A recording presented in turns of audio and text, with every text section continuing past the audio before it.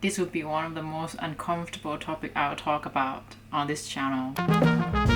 Hey besties! We're already halfway through our life reset month. I hope we're still going strong. For this week, I think it's time to talk about life essential topics. Let's talk about money. If I ask you about your financial situation, how would you react to this? Nice.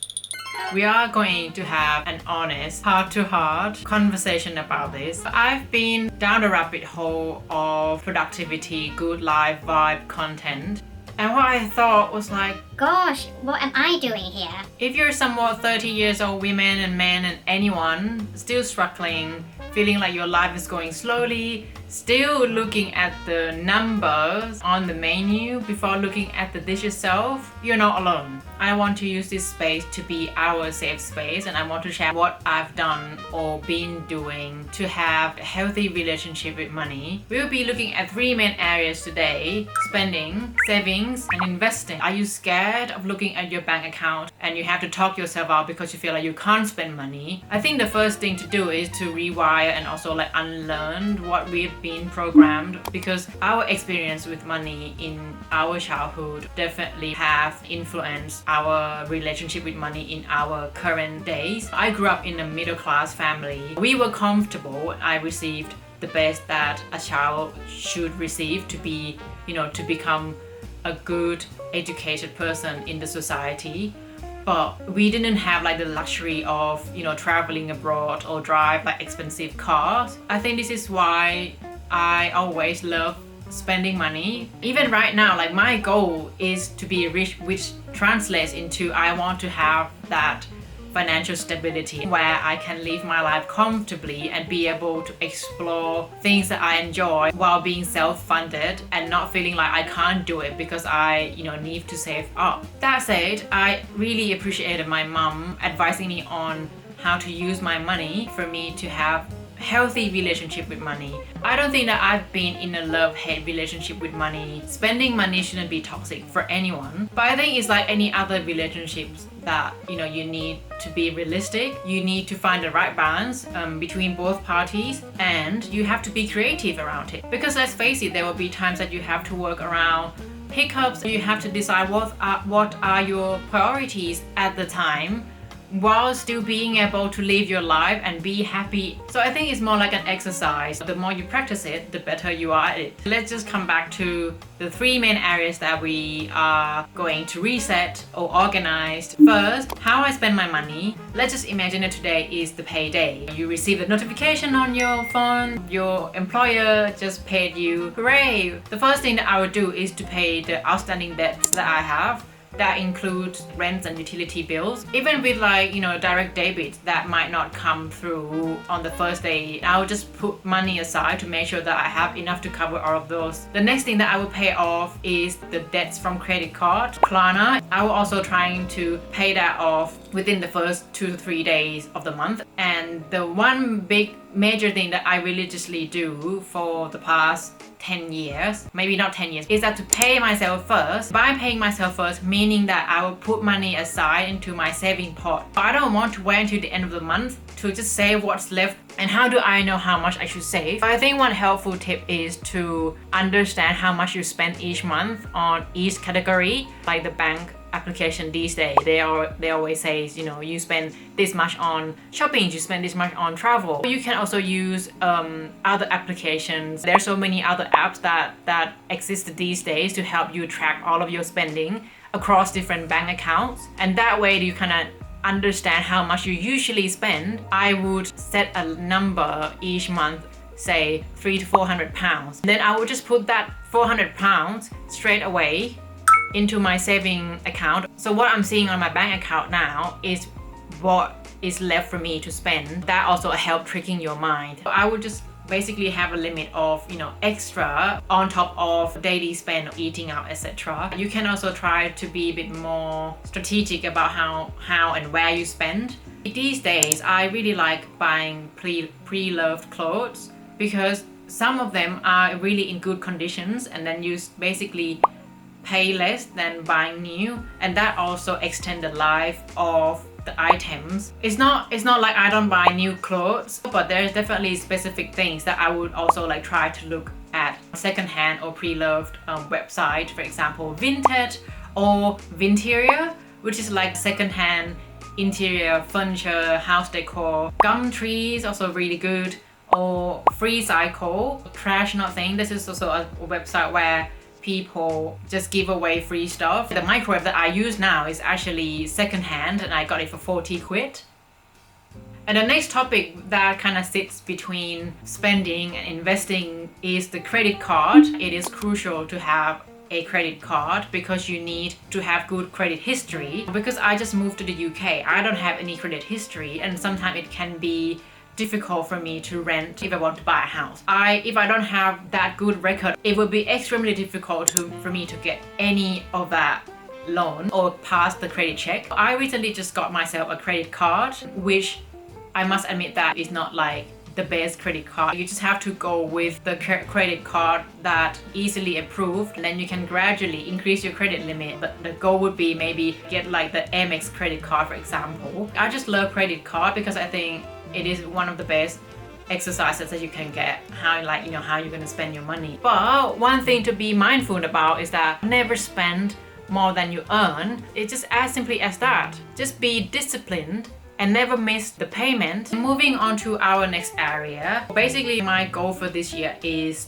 to build enough savings, but I'm not looking to save for like extra items or buying a house or traveling just yet. My goals for now for savings is to have enough contingency savings in case I lose my job. I just want to make sure that I am able to sustain my life currently without a job for at least 3 to 4 months. We're talking about 3 to 4 times more of what I earn, which is quite a lot. How do I build my savings in the cost of living crisis? Well, it usually is come from what I earn from my 9 to 5 job, and I'm also looking to build, the second or the third income streams, but that's also work in progress. Also, I can save by spending. That's very interesting. But I think it's also quite strategic to know where to put your money or where to save your money, because bank account interest is not very high. There are also like different banks, like less of the big ones. Some they have good deals from opening bank accounts with them or switch accounts. What I do these days is just try to switch accounts around so that I get all of those benefits. The next thing that I did early this year is to organize the subscriptions. All of those tiny little subscriptions, 99p, £1, £2.99. they're so tiny, but all together they add up. So I just basically cancel subscription of the application that I didn't use anymore. Fitness subscriptions, webtoon, I don't read anymore. I save myself £5, but £5 still £5. Why do you have to pay £5 monthly for something that you don't get benefit from anyway? Another thing that I will start doing, I don't know why I didn't do it, is just to try to get cash back. If you live in the UK, you can have a look at Quidco, where you can get cash back from the website that you normally purchase on top of buying stuff on sale or find discount code. You can look at different websites where you can get the best deal out of it. The last tip is something that people might actually overlook, is to make the most out of your grocery. I think food waste actually cost you more than you think. So I've tried to be really good and strategic with how I use my grocery and try to make sure that I finish the food before it goes off. Throwing the food away, that means you lose your chance to make maybe like another meal out of it. I think this is like one of a great way to get on top of your spending and to save yourself having to buy more often than you should. You can get like resources from Instagram how to preserve your vegetables or your ingredients in your pantry and how you're gonna do like scrap cooking.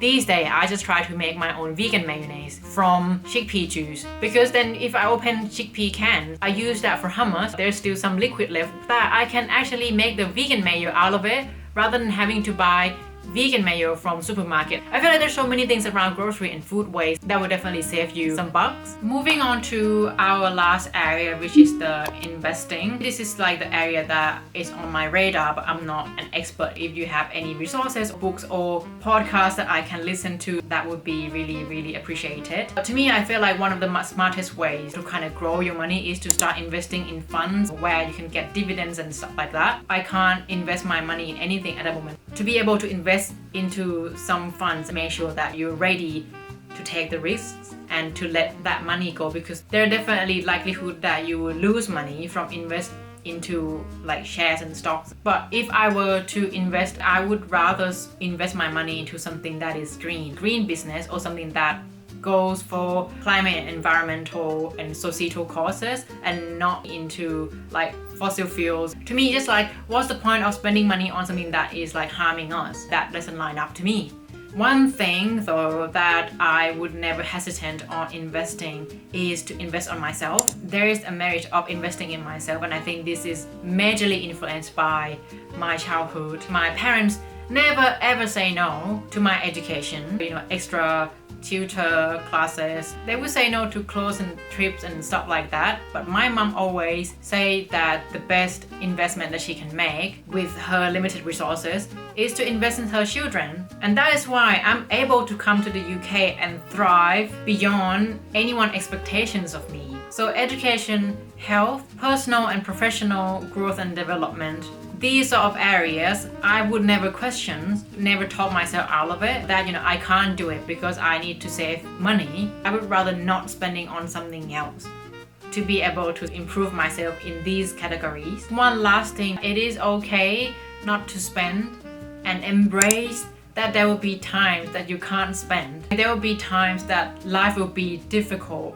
You have to embrace it and be honest to yourself and find creative solutions to life, rather than feeling, you're poor, you can't spend because you're poor. Don't keep telling yourself that you're poor, because that is the mindset that is not helpful for anyone. I want to be happy and live in the moment, but I can't neglect the fact that there will be, uncertain future waiting for me. Embrace it, the uncertainty, and navigate yourself through that with grace and being creative about it. Especially if you have big goals. Say if I want to buy a house in the UK, I need a lot of saving to put down a deposit, because for God's sake, the housing price is ridiculous, is obscene.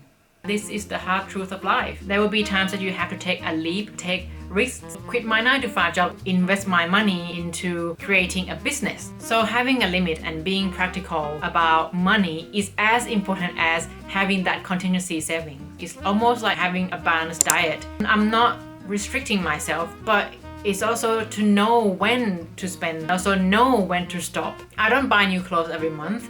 I don't go for like facial treatments every month. These things that make me happy on the living moment, but I also have to know when to stop. I would usually eat outside like once or twice a week. I think another pain point for many people is that they want to keep social life alive. To be honest, you don't have to go out and eat brunch to be able to keep your socialized life alive, and you can just be honest about it, because true friends will understand. You can just go out for a walk, bring your own snack, maybe grab takeaway coffee, then you can just catching up. Or you can host girl brunch. You can just host a potluck style dinner where everyone brings 1 to 2 dishes to contribute to the table. At the end of the day, the point of socialize is to have a good time and not necessarily to spend 50 quid in one sitting. I think there are so many creative ways of hanging out with friends. We should give ourselves better credit at being creative to find solutions for life. I just want to put it out there that I'm also struggling. I don't think that I'm successful yet, and that's totally okay. The only mindset that matters about this whole thing is no matter how many times I flop, I will always get up and start over again. I'm sure that you will as well. Don't feel disheartened by all of the successful stories that you see. You can go at your own pace. Thank you so much for joining my money talk today. I hope my insights will be useful more or less for you. Love your money because money loves you too. Bye.